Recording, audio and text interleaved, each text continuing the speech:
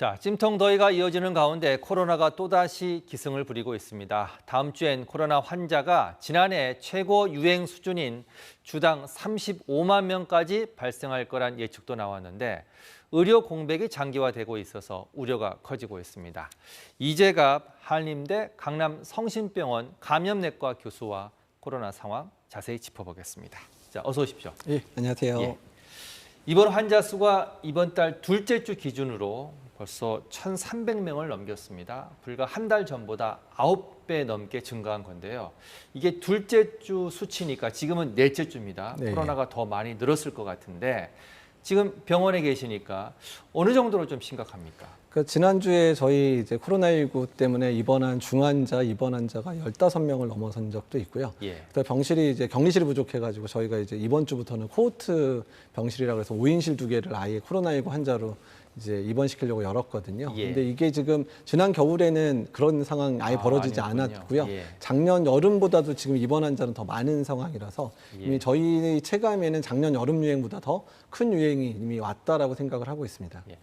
확산세가 좀 심각합니까? 어떻게 보십니까, 교수님? 그러니까 이제 상황 자체는 엔데믹 상황에서 벌어지다는 상황이니까 아주 가파르게 올라가는 그런 느낌은 아니거든요. 예. 그래서 만약에 이제 의료 인력이 충분한 상황이라 그러면 그래도 뭐 이 정도는 버틸 수 있다 정도기는 한데 지금 예. 대학병원이나 종합병원급의 이제 전공의들이 없는 상황이다 보니까 중환자 진료에 좀 타격을 많이 받아서 그러니까 좀 아주 심하게 이제 오시는 그런 환자들을 적절하게 치료할 수 뭐 노력은 하고 있는데 적절히 치료를 못 받는 분들이 이제 나타날까 봐 우려하는 수준 정도라고 말씀드릴 수 있을 것 같습니다.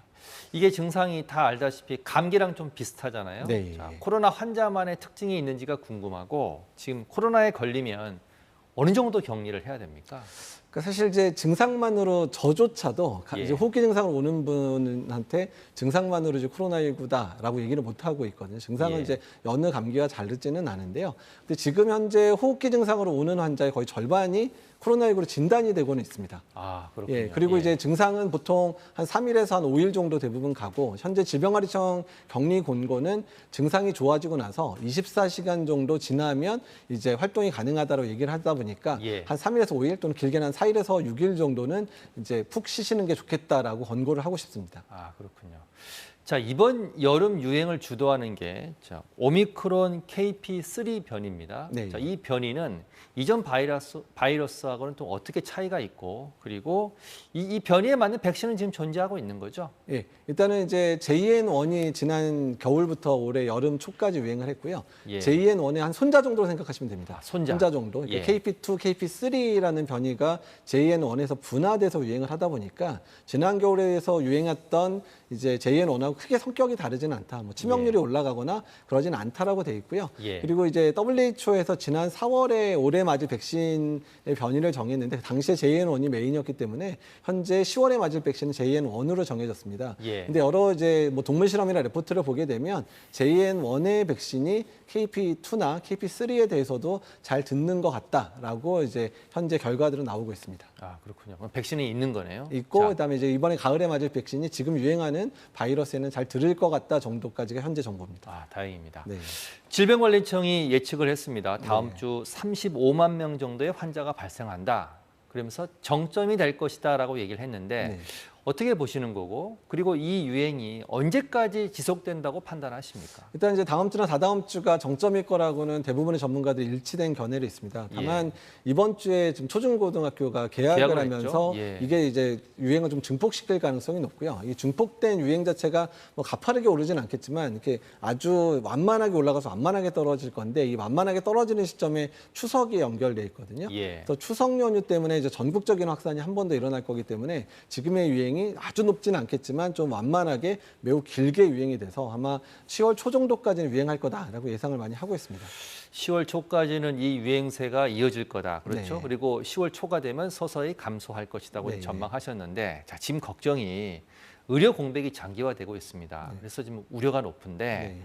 코로나 환자가 급격히 늘어나면 병원 현장은 이게 감당이 가능합니까? 그러니까 아직까지는 뭐 그냥 꾸역꾸역 감당을 하는 수준이기는 한데 지금 이제 교수들이 많이 지쳐 있고 특히 응급실하고 뭐 마취과라든지 이렇게 이제 소수가 이제 그 자리를 꼭 지켜야 되는 이쪽이 예. 많이 지치고 있어서 예. 상당히 좀 고통스러운 시간들을 이제 보내고 있는 게 상당히 안타깝기는 하고요. 예. 그러니까 그냥 간신히 버티고 있다. 그래서 만약에 지금보다 중환자가 많이 늘어나 있는 상황이 되면 응급실에서 못 받아서 아예 환자가 입원을 못 하든지 아니면 중환자실로 올라갔는데 당직 쓰는 이제 지금 현재 교수들이 지쳐서 환자를 못 보는 그런 상황이 생길까봐 우려를 하고 있는 거고 지금 현재 전국에 있는 많은 응급학과 선생님들이 너무 지쳐서 뭐 병가 들어가신 분들도 있고 그다음에 사직을 원하는 그런 이제 여러 이제 중증 환자를 보는 과의 교수들도 있어서 이런 부분들이 너무 길어지지만 않았기를 이제 바라고 있는 상황이죠.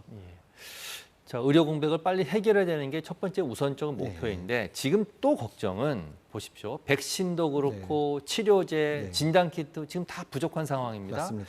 정부가 이쯤 되면 수요 예측에 실패했다 이렇게 봐야 될 것 같은데 뭐가 문제라고 보십니까? 그러니까 이제 지난 겨울에 유행이 크지 않았다 보니까 예. 조금 안일하게 생각을 한 것 같습니다. 그래서 이번 여름도 그냥 지난 겨울 수준 정도밖에 안 되지 않을까. 작년 유행처럼 커지진 않겠다고 생각을 해서 이제 약을 이제 충분히 준비하지 못했는데 예상외로 이제 유행이 커지다 보니까 준비가 안 된 상황이고 심지어 급여화도 원래 4월까지 하려고 그러다가 급여화 못하고 11월로 밀어놨었거든요. 그러니까 이런 게 다 맞물리다 보니까 일시적으로 2, 3주 정도 약이 부족한 상황이 초래가 됐거든요. 일단은 뭐 정부에서 예비비도 확보한 거로 알고 있고 또한 추가적으로 약을 구매하면 이번 달 말에는 풀릴 것 같아서 지난주부터 약이 부족했는데 한 2주 넘게 약이 부족한 상황인데 이때 발생한 환자들 중에 일부가 다음 주, 다다음 주에 입원 환자로 들어오실 가능성이 높거든요. 그렇죠. 그래서 그 다음 주, 다다음 주가 아마도 이제 병실 입장 또는 중환자실의 입장에서는 가장 피크 규모가 아닐까 우려를 하고 있습니다. 한 1, 2주 정도가 지금 고비라고 보시는군요.